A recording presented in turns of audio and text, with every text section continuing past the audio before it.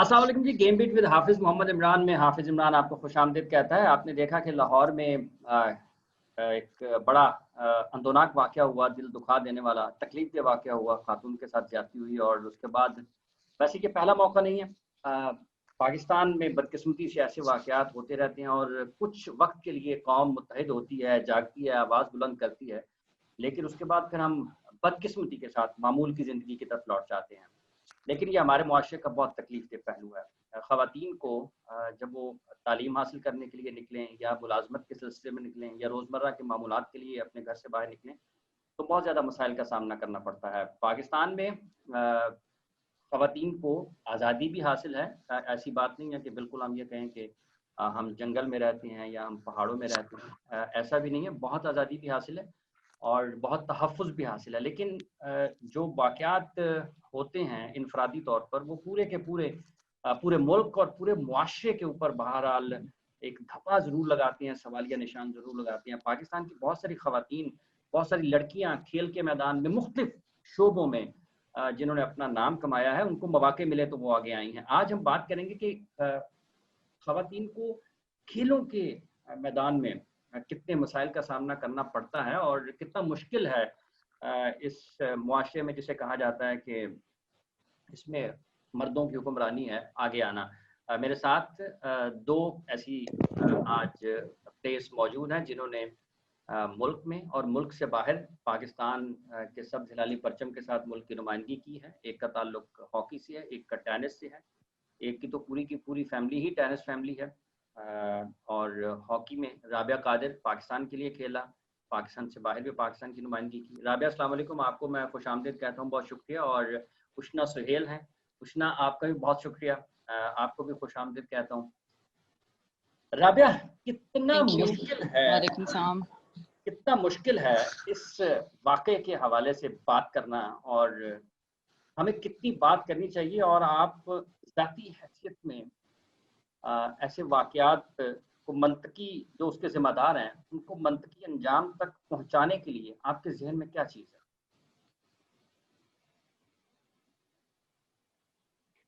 सबसे पहले तो बहुत शुक्रिया इमरान कि इस टॉपिक को लेकर आपने बात शुरू की है और इसके लिए मैं आपको बहुत अप्रिशिएट करती हूँ। और ये जो भी इंसिडेंट हुआ है बहुत ही आप जिसे कह सकते हैं कि हौलनाक है और इस पर बात करना बनता है। और ना सिर्फ बात करना बल्कि आपने बड़ी अच्छी बात की है कि इसको मंतकी अंजाम तक पहुंचाना चाहिए, क्योंकि इस तरह के इंसिडेंट जो हैं वो रेगुलरली होते ही जा रहे हैं और इसको कंट्रोल नहीं किया जा रहा। और जब तक इस वाकये को नहीं कहीं अंजाम तक पहुंचाया जाएगा उस वक्त तक कोई भी किसी भी डिपार्टमेंट पे ट्रस्ट नहीं कर सकता। आप ये देखें कि जब से ये वाकया रूनुमा हुआ है और इसकी इन्वेस्टिगेशन में थोड़ी सी तेजी दिखाई गई है, तब से बहुत से ऐसे लोग सामने आए हैं सोशल मीडिया के थ्रू, जिसमें बहुत से लोगों ने कहा है कि 3-4 महीने से हम इस तरह के इस वाकयात से देख रहे हैं और हमारे अपने साथ भी हो रहे हैं, लेकिन हम खौफ के मारे बोलते नहीं थे कि कोई बात नहीं करेगा इस पर, कोई हमारी बात पे यकीन नहीं करेगा या इसका कोई अंजाम नहीं होगा, उल्टा हमें ही जिम्मेदार ठहराया जाएगा। तो इस तरह के कई और केसेस जो हैं वो सामने लाए गए हैं और उन पर भी काम हो रहा है। और मेरा ख्याल है कि अगर आप इस वाकये को लेकर इसको एक अंजाम तक पहुंचाएंगे तो ये एक बहुत अच्छा मैसेज होगा, ताकि इस तरह तक आपने बात की है कि कैसे इनकी रोकथाम की जा सकती है।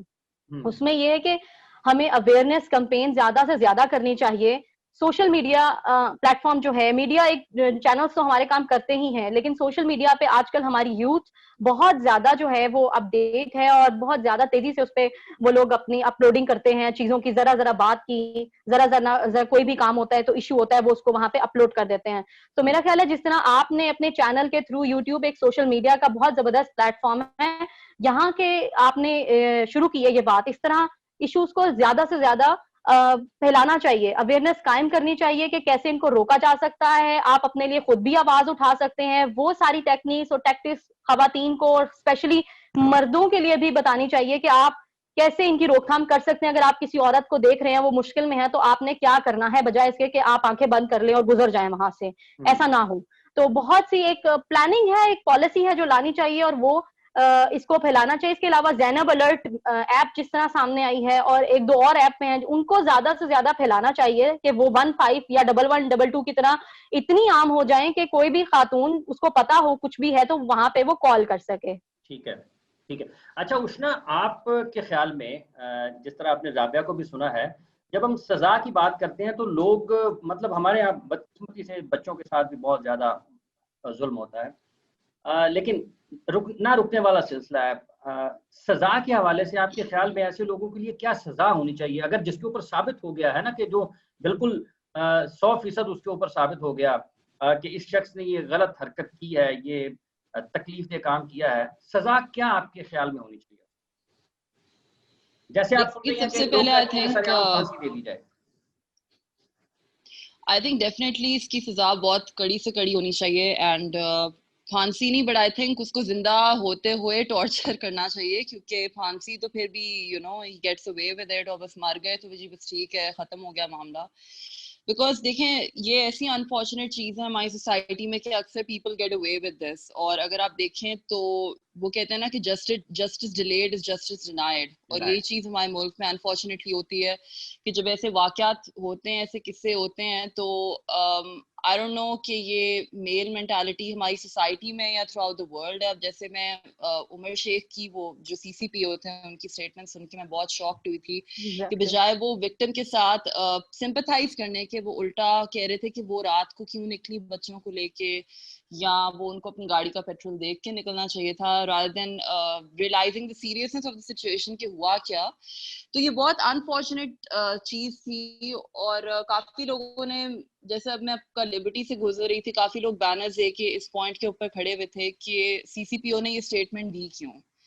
आप कल्प्रिट को देखो, उसको सजा देने का सोचो, रादर देन कि आप विक्टिम को कह रहे हो कि वो इतने बजे क्यों निकला, वो घर का पेट्रोल देख के नहीं निकला, रादर देन कि नॉट रियलाइजिंग कि उसके साथ हुआ क्या कल्प्रिट के साथ, सो एक्सक्यूज मी, विक्टिम के साथ। तो ये चीजें आई थिंक सेंसिटिव मैटर्स होते हैं, और सजा बिल्कुल मिलनी चाहिए, डेफिनेटली मिलनी चाहिए, और ऐसी सजा मिलनी चाहिए, ये नहीं कि बस फांसी दे के मार दिया उससे। मैं तो कहती हूँ उसको टॉर्चर मिलना चाहिए, जिंदा टॉर्चर मिलना चाहिए, ताकि उसको रियलाइज हो कि उसने अगले बंदे को किस टॉर्चर में डाला है। Because when you rape someone और when you sexually harass someone, that person doesn't die, that person lives and lives with that trauma and pain for the rest of his life. तो यही चीज जिस culprit ने victim के साथ की है, उसको भी इस चीज का एहसास होना चाहिए। तो फांसी में कहती हूँ छोटी सजा है, कोई ऐसी सजा होनी चाहिए जिससे जीते जी उसको तकलीफ हो और उसको पता चले कि ट्रॉमा क्या होता है और पेन क्या होती है, और जिंदा होते हुए पेन सहना क्या होता है। This is my opinion. ठीक है, राबिया आपके ख्याल में क्या इस हवाले से आपकी क्या राय है? मैं इमरान ये उष्णा की बात को ही आगे लेके चलूंगी। एग्जैक्टली जो सीसीपीओ का बयान था उसको अगर हम एक देखा जाए कि जी रात को निकल रहे हैं या पेट्रोल नहीं चेक किया है, तो आप एक तरह से सिचुएशन से डाइवर्ट हो रहे हैं, आप अपनी जिम्मेदारियों से डाइवर्ट हो रहे हैं और आप ब्लेम एक औरत को कर रहे हैं। आप ये नहीं एक्सेप्ट कर रहे कि जनाब आपका पेट्रोल अगर खत्म हो गया तो हम यहाँ हैं आपकी मदद करने के लिए। आप कहाँ थे? आप यहाँ नहीं थे। और इसके अलावा आप ये नहीं देख रहे कि क्या हमें और क्या करना चाहिए। आप ये नहीं मान रहे कि अगर उसने कॉल किया तो हमें क्या करना है और क्या नहीं करना है। आप ऐसा कुछ नहीं कर रहे हैं। यहाँ मैं ये कहूंगी कि ऐसा ना हो कि अगर आप एक औरत को नाअहल समझ रहे हैं कि वो रात को निकल नहीं सकती, तो बहुत से पॉलिटिशियन जो काम नहीं कर सके, कहीं एक नाअहल औरत जो आपके सामने है वो आप सबको नाअहल ना करवा दे। फिर यही हो सकता है एंड पर कि उसकी वजह से आप सब नाअहल हो जाएंगे अपनी पोस्ट से। आपको नहीं पता आपने क्या करना है। आपके अंदर वही सरकारी दिमाग जो होता है ना, एक सरकारी दिमाग की तरह काम करना है आपने, सरकारी इदारों में जैसे काम करना है, आप वही करते रहेंगे कि जी औरत को समझाते रहेंगे और आप अपने आप को सीधा नहीं करेंगे, अपने सिस्टम को आप सीधा नहीं करेंगे, आप अपनी चीजों को रियलाइज नहीं करेंगे कि हमने क्या अप टू डेट सारी चीजें रखनी है अपनी या नहीं। अब आपके पास डीएनए टेस्ट करने के लिए सारी चीजें खत्म हो गई हैं जी, उसको हम मंगवाएंगे तो फिर होगा। आप पहले कहाँ थे? आपके पास ये केसेस पहले भी तो आते थे। अब वो जिस तरह एक मुलजिम को बारे में कहा जाता है जी 2013 में उसको पकड़ा था लेकिन फिर छोड़ दिया, तो आपने क्यों छोड़ा?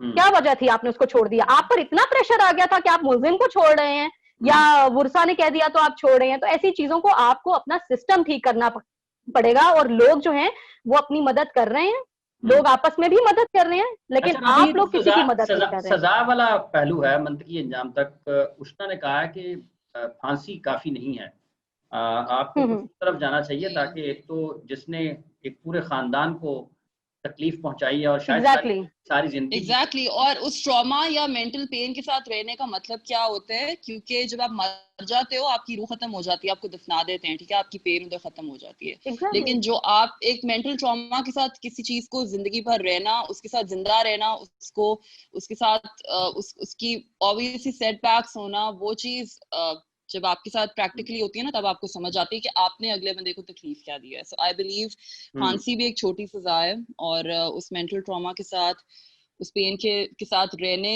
से ही शायद अगले बंदे को रियलाइज होगा कि उसने जिसको सेक्सुअली हरास या जिसको रेप किया है उसके साथ क्या गुजरी होगी, क्या गुजरा। जी राबिया, आप क्या कहती हैं, वाकई कुछ इस किस्म की तरफ जाना चाहिए? देखिए इमरान, अभी तो यहाँ पर हमारे मुल्क का एक सबसे बड़ा अलमिया ये है कि सरेआम फांसी दी ही नहीं जा रही। पहले तो कोशिश की जा रही है कि जी सरेआम फांसी दें ना दें, और क्या होगा इसके बाद क्या होगा। अभी तक हम इसी डर में फंसे हुए हैं कि अगर हमने सरेआम फांसी कर दी तो इसके नताइज क्या होंगे, क्या हम वो बर्दाश्त कर सकेंगे या नहीं। मेरा ख्याल है कि पहले इस एक सिचुएशन से बाहर निकले। और उष्णा ने ठीक कहा है कि अगर आपको फांसी दी, वो मर जाएगा, ठीक है, उसको फर्क नहीं पड़ता है। और उसकी फैमिली ने कहना चलो एक बंदा था वो मर गया, अब हमारी नस्लें चलो कम सुनेंगी या इस तरह है।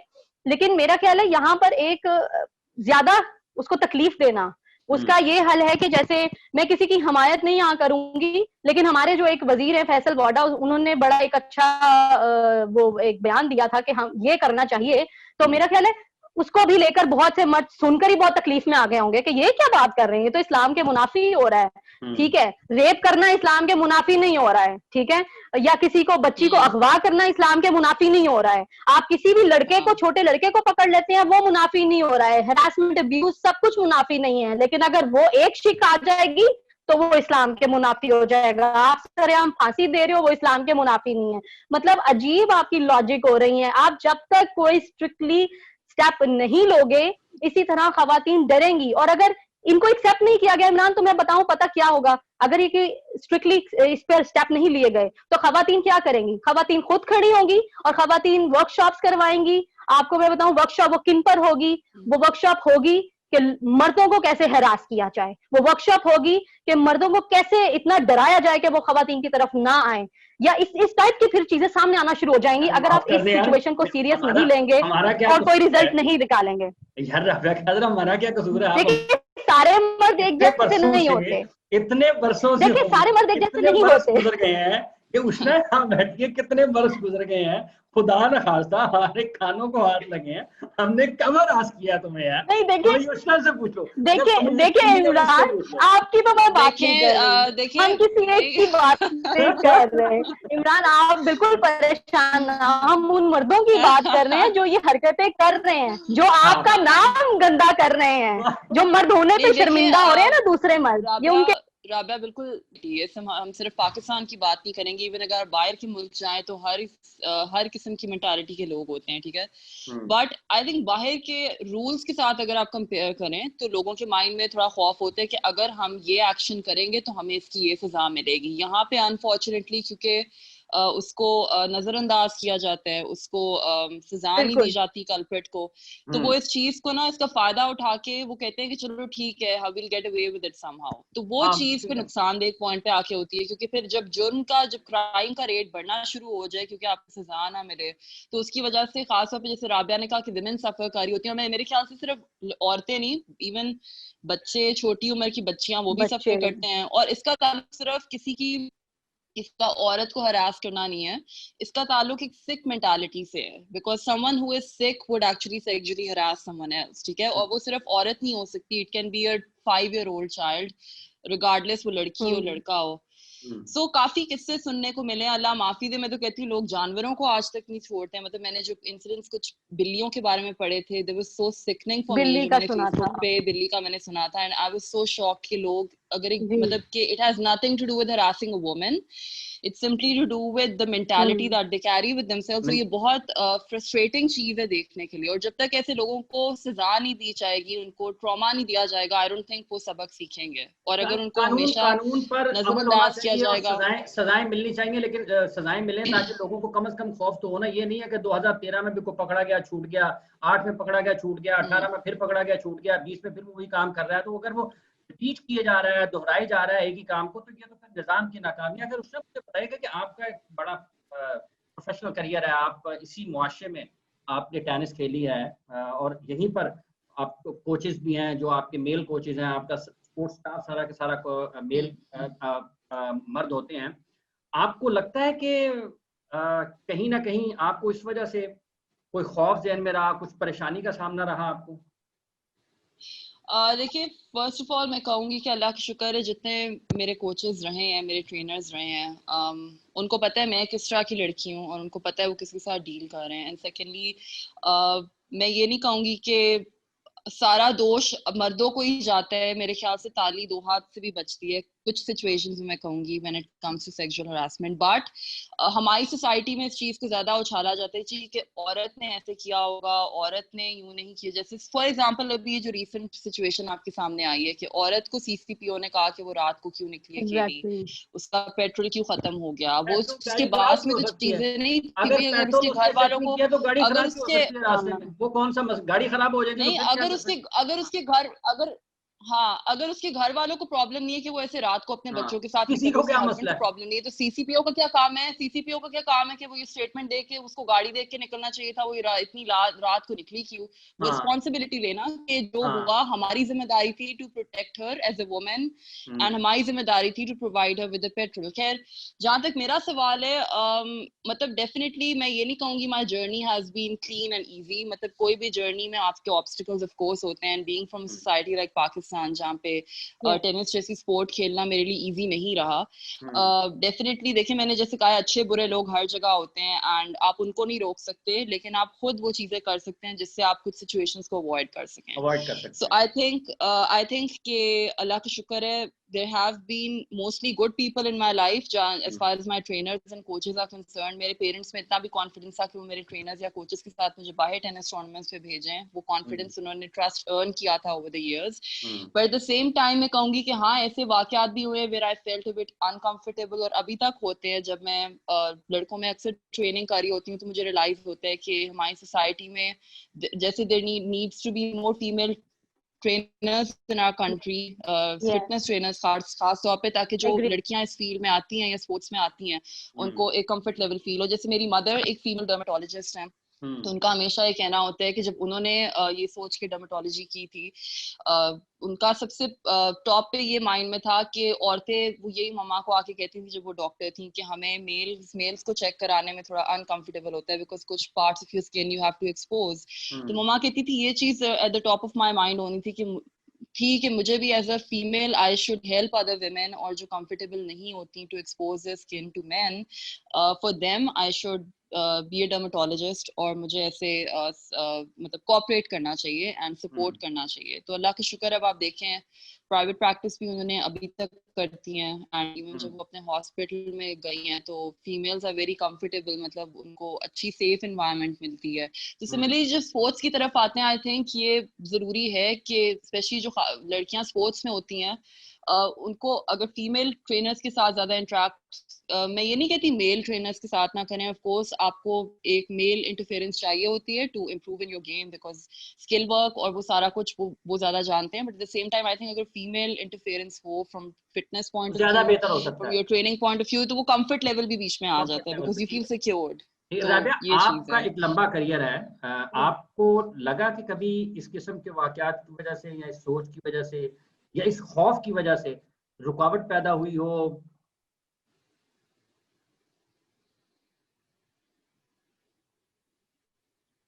हेलो जी राबिया, जी राबिया आपसे सवाल है। जी बिल्कुल इमरान, जी मैं आपसे यही शेयर करूंगी कि एक तो उष्णा का टेनिस में उसने बताया कि जिस तरह फीमेल ट्रेनर्स चाहिए, कोचेस चाहिए, तो इमरान मैं हॉकी प्लेयर हूँ, ठीक है।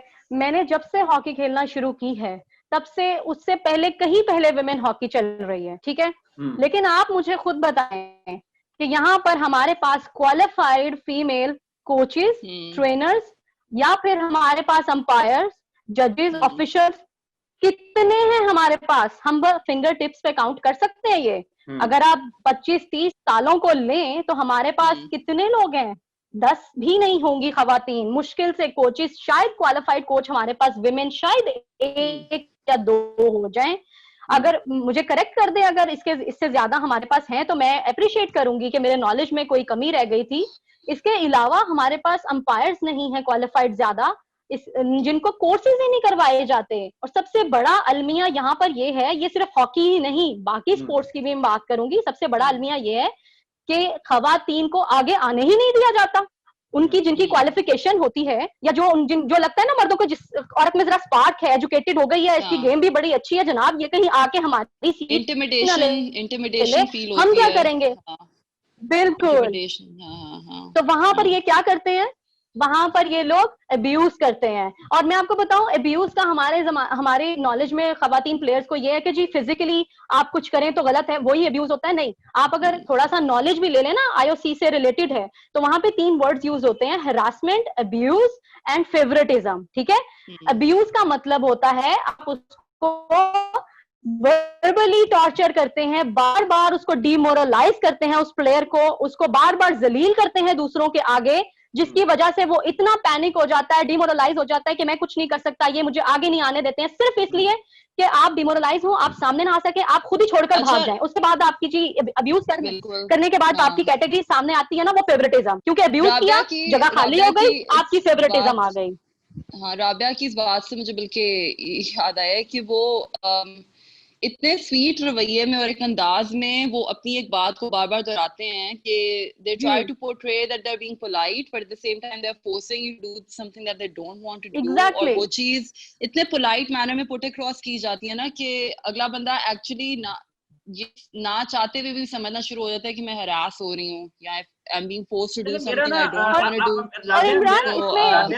राबिया, मेरा ये ख्याल है, उतना भी हमारे साथ आज यहाँ पर मौजूद हैं, हमें ना इस गुफ्तगू से मुझे ये एक ख्याल मेरे ज़हन में आया कि हमें हर हफ्ते ना एक प्रोग्राम जरूर इस पर रखना चाहिए कि हम जो खवातीन के मसाइल हैं और किस तरह से हम इस जहनियत को बदलने की कोशिश कर सकते हैं, किस तरह से हम जो आपने अवेयरनेस की बात किया, आगाही किस तरह से फैला सकते हैं, शऊर किस तरह से फैला सकते हैं। बहुत सारे मसाइल, आप दोनों प्रोफेशनल प्लेयर्स हैं, आपके पास इतनी सैकड़ों हजारों किस्म के वाकयात होंगे, चीजें होंगी जिनकी वजह से आने मतलब जो चीजें आपने 20-22 साल में, 25 साल में हम लोगों ने जिनका सामना किया है या जिनकी वजह से हमें मसाइल का सामना रहा है, हमें कम से कम लोगों के सामने तो जरूर रखने चाहिए ताकि आने वाली जो जनरेशन है, जो नई नस्ल है, जो लोग हैं, उनको ये पता चले कि आपको किस तरह से रोका जाता है, आपको किस तरह से तंग किया जाता है, आपको किस तरह से अपनी मंजिल से हटाया जाता है। तो आज हम खत्म करते हैं को यहीं पर, लेकिन मेरा ये ख्याल है हमें इसको कंटिन्यू करना चाहिए। वीकली हमें कम से कम एक प्रोग्राम जरूर करना चाहिए कि हम किस तरह से अपनी मुआशरे में बेहतरी के लिए ला सकते हैं। जो हमारा तजुर्बा है आप लोगों का, मैं कोशिश करेंगे कि और लोग भी जो लोग हैं उसमें शामिल। राबिया, आप कुछ कहना चाहती हैं? जी, मैं बिल्कुल इमरान इसी को कंटिन्यू करना चाहूंगी जो आपने बात की है, और मैं एक अपनी गेम की बात नहीं करूंगी, मैं ओवरऑल स्पोर्ट्स की बात करूंगी कि वहां पर हम इस चीज को लेकर आगे कैसे जा सकते हैं, डेवलपमेंट कैसे कर सकते हैं। जैसे मैंने आपको कैटेगरीज बताई थी अब्यूज की, और उसके बाद फेवरेटिज्म की, और third category obviously physically harassment की भी है। लड़की के साथ क्या होता है अल्टीमेटली जी कि अगर आप वैसे मान जाएं तो ठीक है, नहीं तो आपको हैरास करते हैं, वो खुद ब खुद भाग जाती है। तो यहाँ पर ये होता है कि आप उनकी डेवलपमेंट के लिए क्या काम कर रहे हैं, फेडरेशंस में, सारी फेडरेशंस में क्या काम हो रहा है। मतलब आपने उनको बताना है, एंट्री जब आप स्पोर्ट्स में करती हैं तो आपको उनको तरबियत देनी चाहिए कि भाई ये 3 कैटेगरीज हैं, इनका मतलब ये होता है, और आपने अपने आप को कैसे सेव करना है। ये अवेयरनेस एक कैंपेन होती है, प्रोग्राम होता है जो हर जगह पे, हर फेडरेशन में होना चाहिए। हमारे यहाँ नॉर्मली अगर लड़की कह दे जी अब्यूज किया तो वो लोग समझते हैं जी अच्छा फिजिकली टॉर्चर किया है, तो वो डिफरेंट हो जाती हैं चीजें। तो अवेयरनेस लड़कियों को होनी चाहिए। हम इस तक पहुंचे ही नहीं है। मेरा आप दोनों की गुफ्तगू से इसी नतीजे पर पहुंचा हूं कि हमें ये चीजें आगे पहुंचानी चाहिए ताकि हम एक सफर शुरू करें ना। हम इस बिल्कुल देखें उष्णा, देखें एक कोचिंग है जो आपकी स्किल वर्क को बढ़ाती है ना। ये जो अवेयरनेस है कि जब आप कंफर्ट लेवल में, आपका कंफर्ट जोन रहेगा ना, जब आपको पता चलेगा कि आप फ्री मूवमेंट है आपकी, तो आपकी जो जहनी नशो-नुमा होगी ना, वो इतनी शानदार होगी कि आपकी स्किल भी डेवलप होगी जब आपको ये पता चलेगा कि आपको दाएं-बाएं से कोई खौफ नहीं है।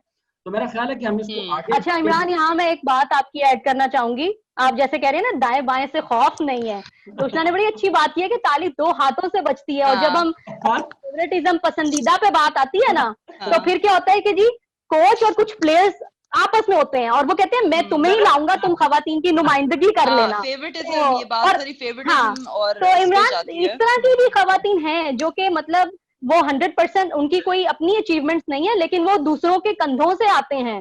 तो हमें ऐसे भी निशानदेही करने, genuine players, literally genuine players Imran यहाँ से खत्म होते जा रहे हैं, वो जाती जा रही हैं।